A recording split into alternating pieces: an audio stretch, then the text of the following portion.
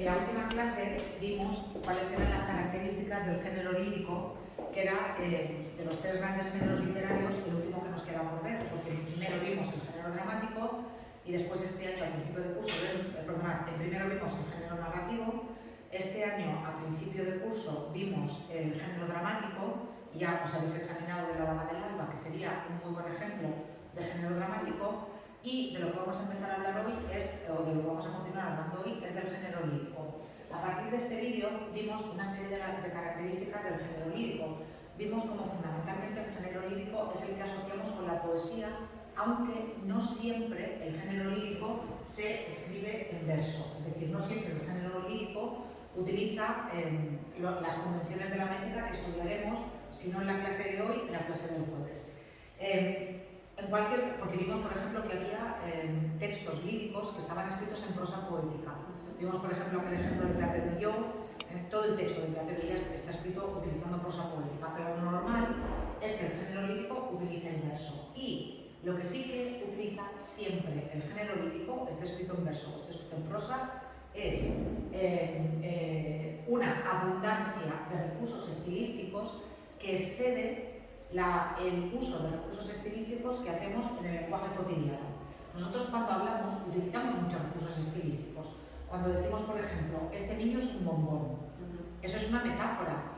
Cuando decimos, por ejemplo, yo qué sé, es tan alto como un pino, ¿sí? O esta habitación parece una pocilga. Estamos utilizando símiles o comparaciones. Por tanto, cuando hablamos, utilizamos recursos. Cuando hablamos de forma normal, utilizamos recursos estilísticos. Pero la diferencia es que, como he dicho, el género lírico utiliza gran abundancia de recursos estilísticos. Algunos de ellos los vamos a ver ahora. En realidad, aunque os parezca que son muchos nombres y que son muchos nombres muy complicados, hay muchísimos recursos estilísticos, o recursos literarios, o figuras retóricas, que ahora vemos que se llaman de diferentes maneras. Y de hecho yo, por ejemplo, yo tengo un libro que es un libro así, dedicado solamente a recursos literarios. Yo solamente voy a explicar los principales, pero eso sí que los vais a necesitar, no solamente este año, sino luego el año que viene y el otro. Luego cuando en tercero yo diga, por ejemplo, yo qué sé, Garcilaso utiliza mucho el epíteto, ya tenéis que saber que es un epíteto. O cuando yo diga, por ejemplo, en cuarto, la época del surrealismo, la metáfora cambia y vamos a encontrarnos con metáforas puras. Ya tenéis que saber lo que son las metáforas puras y por eso este año, como os digo muchas veces, ponemos la base teórica de lo que después iremos viendo en tercero y en cuarto. Vale, entonces, ¿qué son los recursos literarios o figuras literarias o recursos estilísticos o figuras retóricas, que se llaman de todas esas maneras, pero que son lo mismo? Serían esas expresiones que utilizamos ¿para qué? Para provocar un efecto estético. Hay algunos autores que dicen para provocar un extrañamiento. Claro, si yo digo de alguien, por ejemplo, que tiene los dientes muy blancos y muy perfectos, yo estoy utilizando el lenguaje cotidiano y no estoy utilizando ningún efecto estético ni estoy produciendo ningún extrañamiento en la persona. Pero si yo digo, por ejemplo, que sus dientes son perlas, ahí sí que ya estoy produciendo algo que no tiene que ver con el significado real de la palabra perla, porque nadie tiene dentro de la boca perlas clavadas, sino que lo estoy haciendo con un fin estético. Para decir que esos dientes son tan blancos y tan perfectos, me voy a remitir a algo que para mí es blanco y es perfecto, entonces voy a decir que los dientes son perlas. Eso es muy típico, los labios son rubíes, o en fin, pero como os he dicho, incluso este niño es un bombón, eso también sería un recurso estilístico, en este caso sería una metáfora. Como he dicho también, se dan con muchísima frecuencia en los textos literarios y todavía con más frecuencia en los textos líricos, aunque los encontramos también en textos no literarios, tanto escritos como orales. En primero vimos había un vídeo de un profesor que justamente hablaba de eso, de la cantidad de recursos literarios que utilizamos continuamente sin ser conscientes de que estamos utilizando recursos literarios, muchísimos. Aquí tenéis un vídeo en el que se explican algunos de los recursos literarios, pero vamos a ir completando con tres que vimos en primero. En primero ya hicimos una introducción a los recursos Y en el caso del primero hablamos de la metáfora, hablamos del símil y hablamos de la hipérbole. Ahora, cuando lleguemos después a los recursos morfosintácticos, recuperaré la metáfora, el símil y la hipérbole que vimos en primero. También es importante tener en cuenta que los recursos se agrupan dependiendo de si afectan al sonido, de si afectan al significado de las palabras en la oración, o si afectan a la oración, o si después afectan al significado de las palabras en la oración. Entonces, ahí hablaríamos de recursos fónicos, de recursos morfosintácticos y después directamente de recursos léxico-semánticos. Vamos a empezar por los recursos fónicos. Y el símil lo hicimos ya. El símil lo hicimos, sí. El símil es la comparación. Luego lo repasamos, Venga, los recursos fónicos, que serían esos que afectan al sonido. Hay muchos, pero yo aquí solamente he puesto dos. En primer lugar, la aliteración. ¿Qué es la aliteración? La aliteración es un recurso que consiste en repetir un sonido determinado, un fonema determinado, normalmente para conseguir un efecto concreto. Me explico, que en un texto, por ejemplo, haya muchas aes, puede ser casualidad, pero si un autor como Garcilaso de la Vega dice,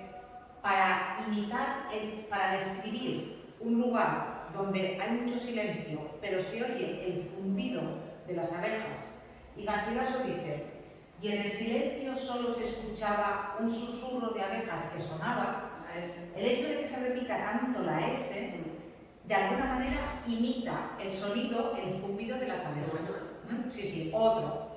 El ruido con que rueda la ronca tempestad, para imitar el sonido de los truenos. O una torrentera rojiza que rasga los montes, para imitar el agua que baja corriendo. O, por ejemplo, Rubén Darío, que es un autor de finales del siglo XIX, principios del siglo XX, que domina la literación. En un momento dado describe a una mujer que se abanica y dice que se abanica con el ala leve del leve abanico. Claro, es maravilloso porque con la repetición de la L y la E provoca un ritmo muy particular con el ala leve del leve abanico, que casi ves el abanico. O por ejemplo, el mismo Rubén Darío, que en un momento dado describe a una princesa que dice los suspiros escapan de su boca de fresa. Otra vez muchísimas S para imitar justamente el suspiro. Repito, en general, en la literación, cuando se repite un sonido, la intención es crear un determinado efecto sonoro. No es simplemente repetir muchas L's porque sí, sino repetir muchas L's o repetir muchas S's para imitar el suspiro. O las R's, que da una sensación eso, de torrente, de ruido fuerte, de tempestad. ¿Vale?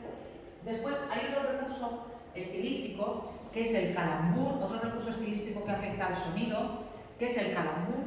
¿Y qué es el calambur? El calambur es un recurso estilístico que consiste en modificar el significado de una palabra agrupando palabras que están en principio separadas para que tengan otro significado. Es el chiste este de en este banco se han sentado un padre y un hijo, sí. El padre se llama Juan y el hijo ya te lo he dicho. Sí. Vale, pues en Esteban y este banco hay un calambur.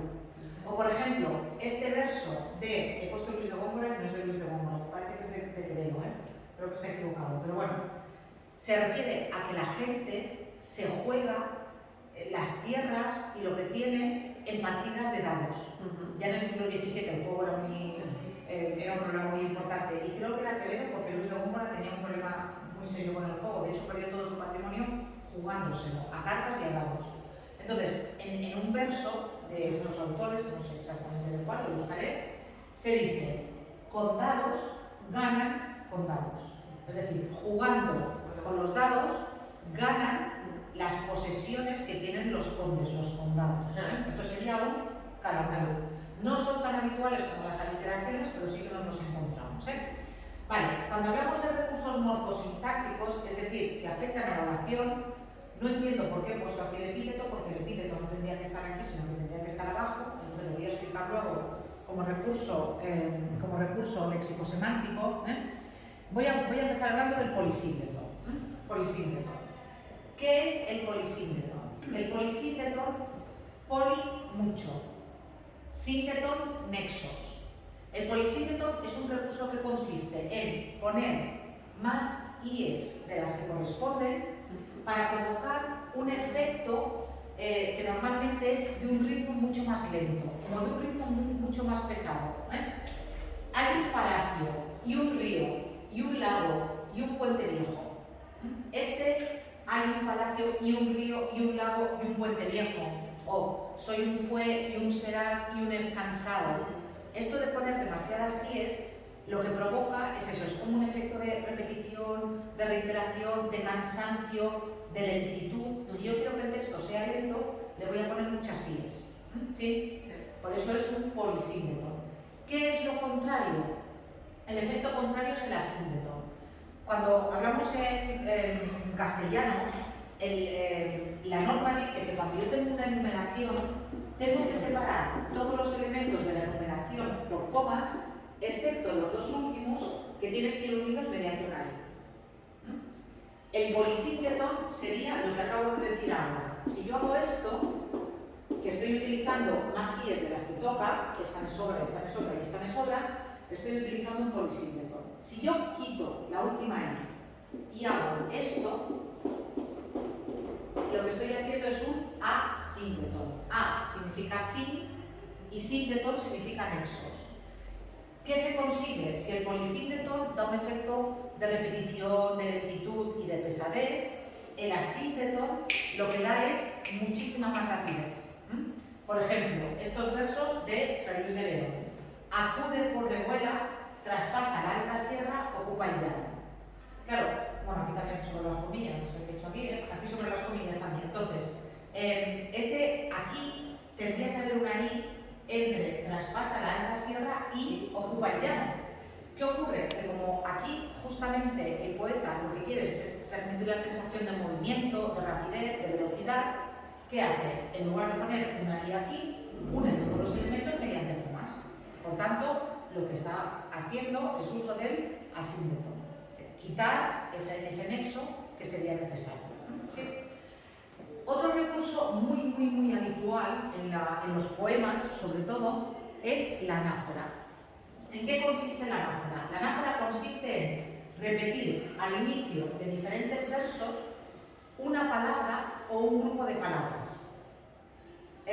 Muchas veces esa palabra es muy significativa o muchas veces esa palabra lo que hace es que provoca un ritmo muy particular al poema porque tú sabes cómo va a empezar el poema, o cómo va a empezar el verso, me refiero. Para la libertad, sangro, lucho, pervivo. Y aquí también hay un asínteton, también falta una I. Para la libertad, mis ojos y mis manos.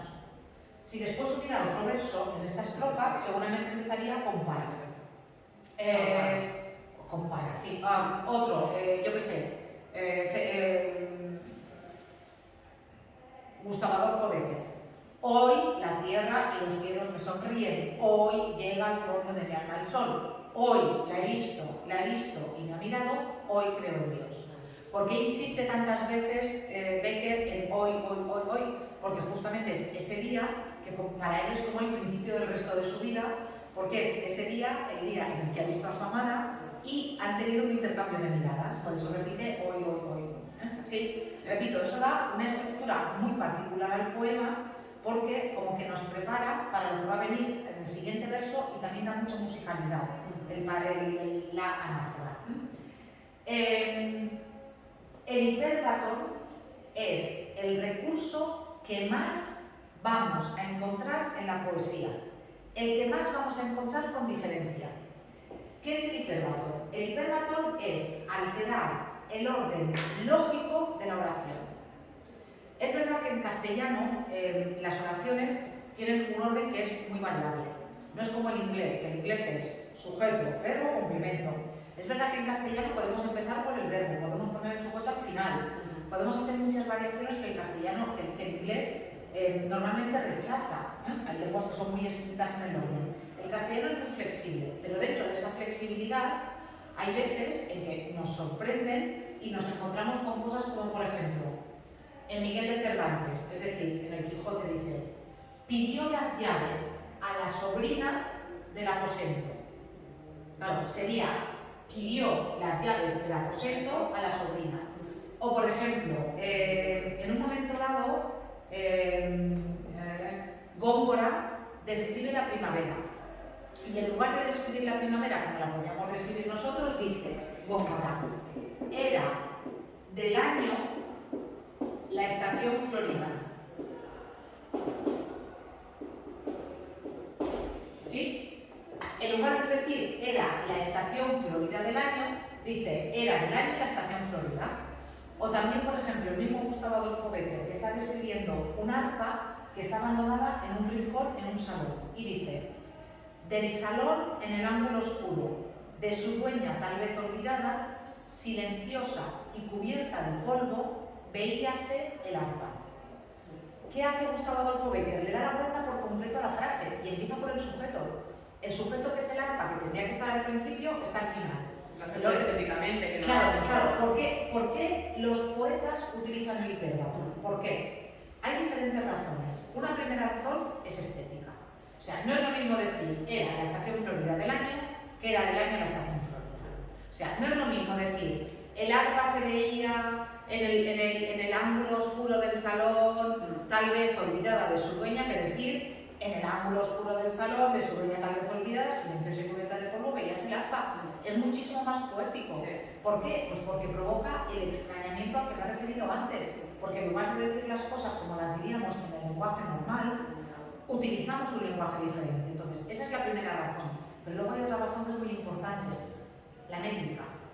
Cuando tenemos un poema, muchas veces los poetas cambian las palabras. ¿Por qué? Porque necesitan una rima.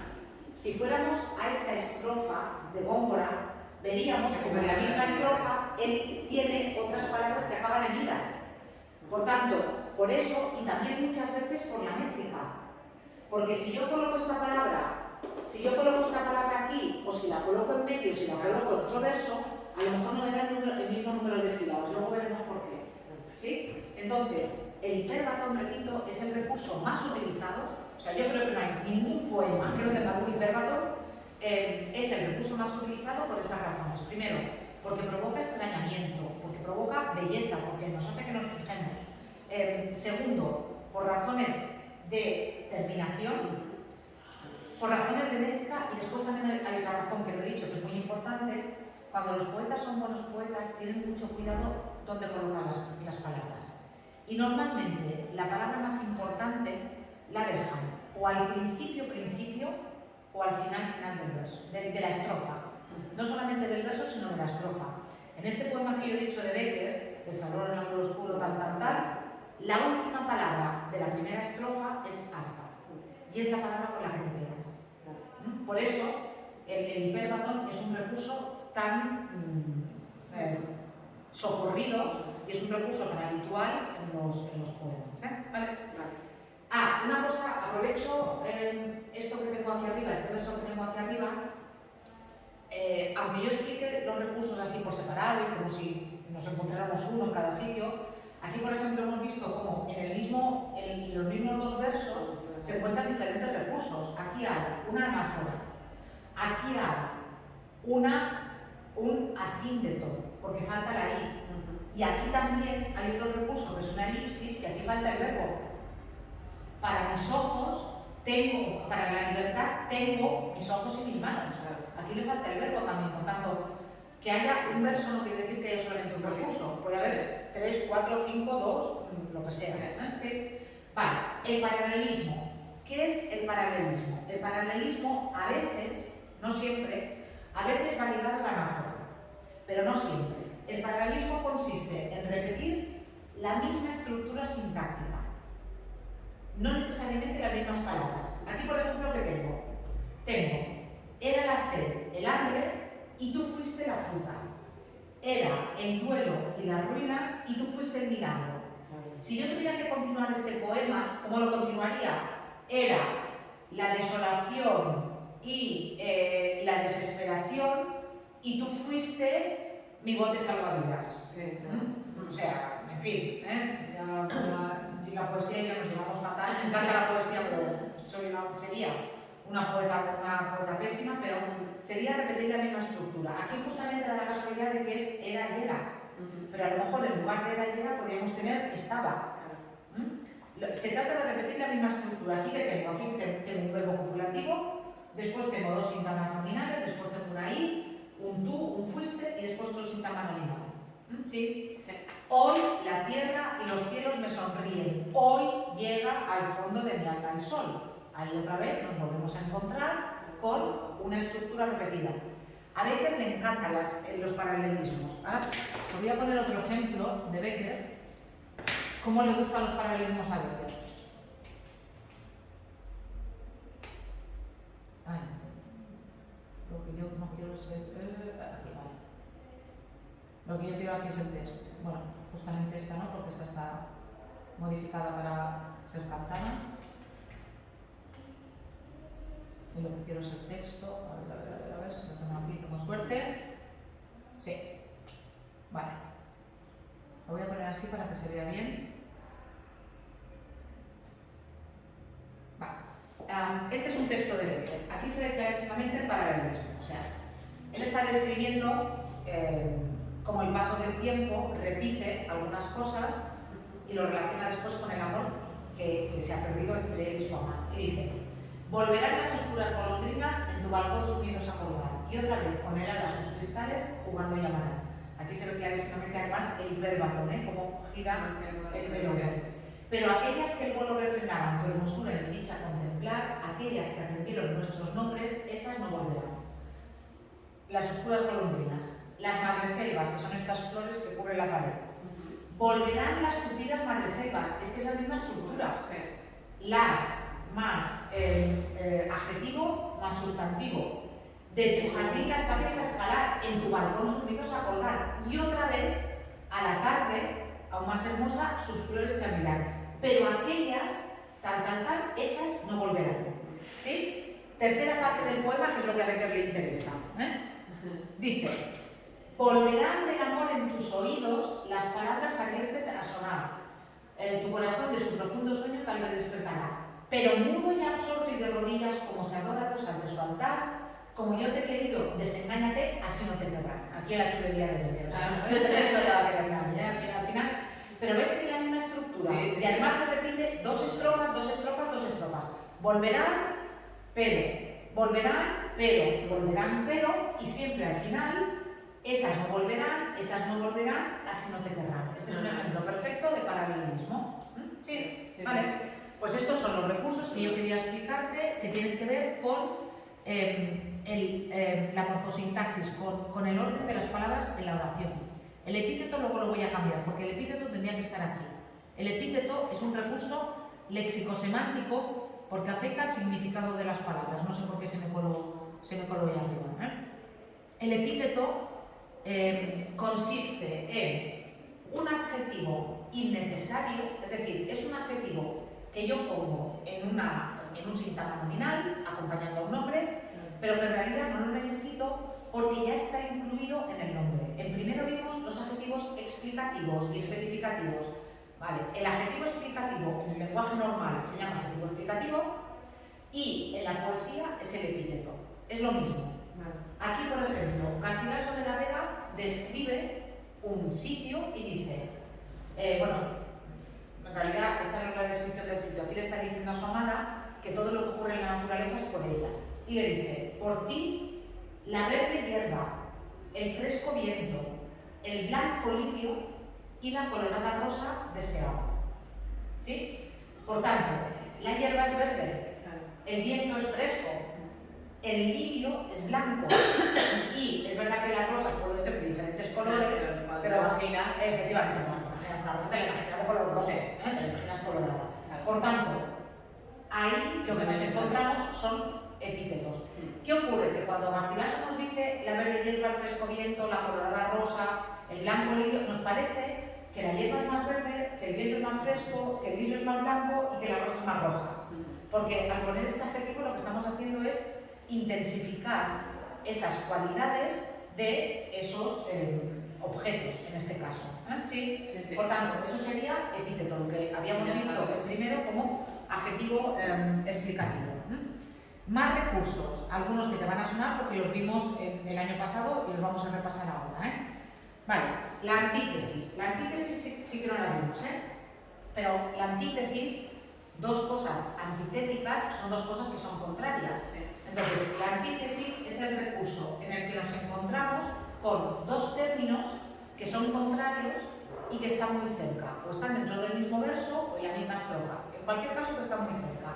Aquí, por ejemplo, en estos versos de Miguel Hernández, tan lejanos a veces que lejos los sentimos, tú yéndote a los muertos, yo yéndome a los vivos.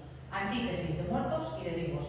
Si en un poema, por ejemplo, tenemos llorar y reír, si en un verso tenemos blanco y negro, si en un verso tenemos, como en el caso de Quevedo, que en un verso dice que se juntan la cuna y la sepultura. Es decir, el primer lecho que tenemos, que es la cuna, y el último hecho que tenemos, que es la tumba. Entonces, ahí nos encontramos con antítesis. Es unir, como he dicho, contraponer dos términos que son completamente diferentes de significado, muy cerca, en el mismo verso o en la misma estrofa. Venga, la hipérbole la vimos el año pasado. La hipérbole es un recurso estilístico que es una exageración. Decir que, por ejemplo,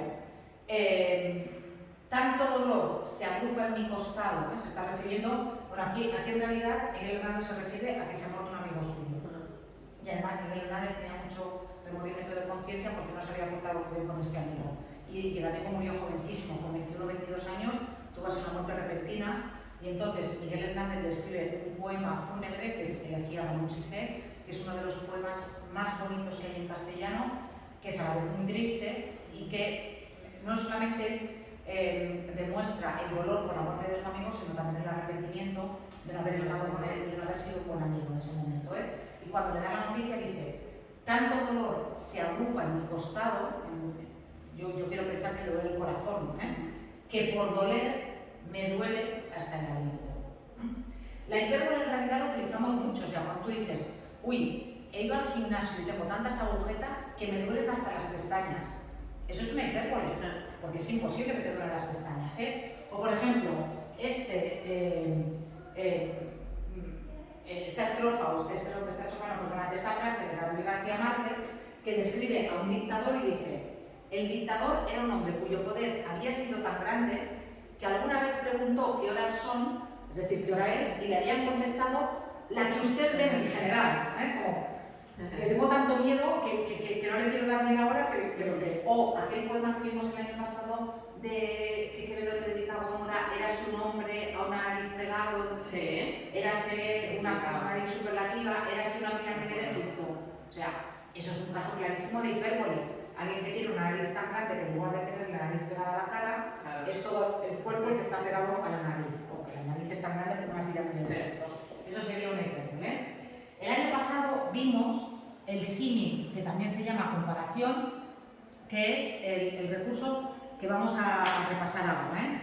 Es lo mismo el símil o la comparación, que ¿en qué consiste? Consiste en comparar dos elementos, el real y el imaginario, pero tiene que haber sí o sí un nexo comparativo, es decir, tiene que haber alguna palabra que nos indique que estoy comparando. Si yo digo tus dientes son como perlas, eso es una comparación. Si yo digo tus labios parecen rubíes, eso es una comparación. Si yo digo es tan suave que se diría que es de algodón, eso también sería una comparación. Para que haya una comparación, yo tengo que tener A como B, o tengo que tener A parece B, o tengo que tener A es tal que B. Claro. Tengo que tener algo que me diga que esto es una comparación, porque si yo tengo A igual a B, ya no tengo una comparación, tengo una metáfora, que es lo que vamos a ver ahora. Ejemplo de símil o comparación: sus mejillas rugosas como la corteza de una vieja encina. Esta es una comparación directa. Sí, directa, y además se ve clarísimamente como símil o comparación. Repito, me da igual, si el día del examen le quiere llamar comparación, comparación.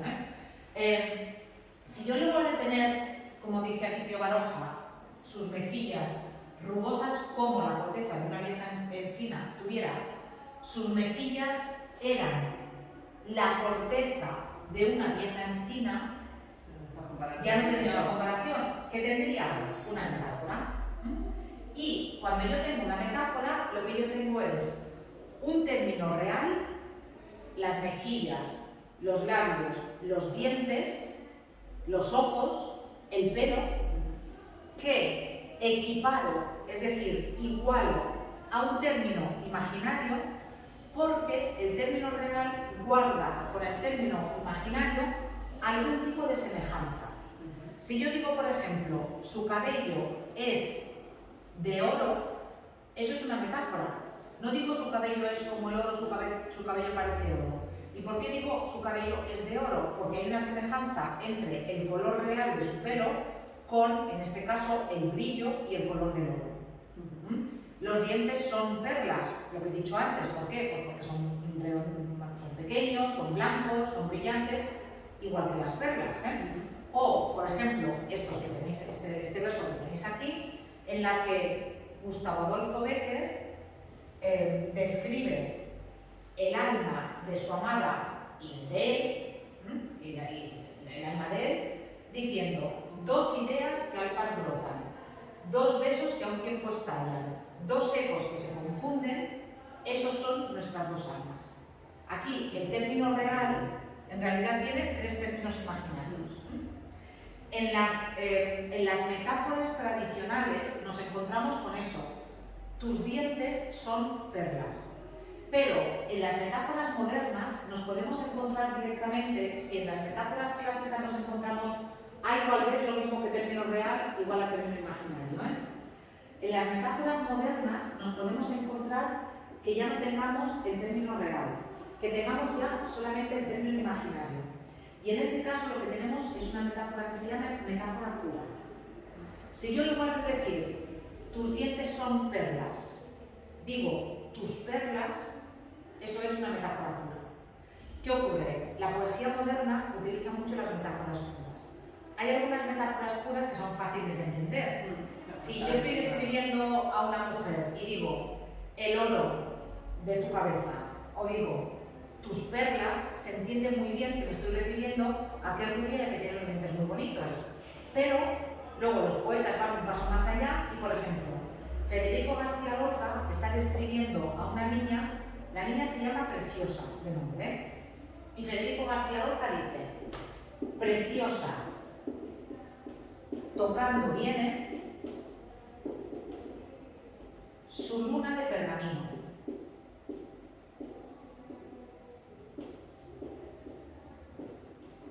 Y se refiere a un instrumento, ¿no? Efectivamente, aquí, recurso que nos encontramos, ya nos encontramos un hiperbatón. No diríamos preciosa tocando viene, sino preciosa viene tocando. Y aquí está la metáfora pura, aquí está. ¿Qué toca Preciosa? Toca un instrumento. ¿Qué instrumento es? Piensa en una luna llena. ¿La luna llena qué forma tiene? Redonda. Sí. Y algo que sea redondo, un instrumento que sea redondo y que parece que tenga un pergamino. Digo, redondo un tambor, pero que tenga un pergamino. No lo sé. Una pandereta. Ah, es verdad, la pandereta, claro. Una pandereta. Sí, lo que viene es una gitanilla y va por la calle y va tocando una pandereta. Entonces, claro, ¿qué ocurre? Que si estás en la situación, si has leído todo el poema, a lo mejor lo deduces, pero si no, dices, ¿qué toca la niña? Entonces, la poesía moderna utiliza muchas de estas metáforas puras en las que no tenemos el término real. Claro, si Lorca dice, Preciosa viene tocando una pandereta que es su luna de pergamino, ya está, ya te lo está diciendo, o que es una luna de pergamino, ya te lo dice. Pero Lorca cuenta con que nosotros vamos a poder deducir qué es lo que toca y nos dice eso. Y yo ahora cuando veo panderetas pienso en unas de pergamino, sobre todo cuando veo panderetas no de las de las auténticas. Sí. Eso sería la metáfora. Sí, son unos versos preciosos. Lorca era un genio. Y el último recurso que vamos a ver, en realidad es una variación de la metáfora, pero se llama personificación o prosopopeya, que a lo mejor te suena de cuando describíamos a las personas en el texto descriptivo. La personificación o prosopopeya, que consiste en atribuir cualidades humanas a seres no humanos o cualidades animales a seres inanimados. Ejemplo, aquí Leopoldo Aras, que firmaba con el seudónimo de Clarín, está describiendo una ciudad. Es la ciudad de Oviedo, pero a la ciudad de Oviedo él la llama Vetusta, le cambia el nombre. Y dice, Vetusta, la muy noble y leal ciudad, corte del lejano siglo, hacía la digestión del cocido y de la olla podrida, y descansaba, oyendo entre sueños el monótono y familiar zumbido de la campana del coro que retumbaba ya en lo alto de la esbelta torre de la Santa Basílica. La ciudad no hace la digestión, la ciudad no duerme la siesta. ¿Quiénes son en todo caso? Los habitantes de la ciudad, pero no la ciudad. Entonces, esta es una personificación. La personificación también se utiliza muchísimas veces, muchísimas veces. Cuando le damos a, yo qué sé, su corazón, incluso cuando hablamos en lo cotidiano, ¿no? Es que su corazón sufre mucho cuando ve el dolor ajeno. El corazón no sufre, sufre la persona. Entonces, eso sería una personificación, aplicar cualidades humanas a objetos inanimados. ¿Vale? Ahora sí que ya puedes hacer la actividad de refuerzo 7, que es un cuestionario sobre recursos estilísticos.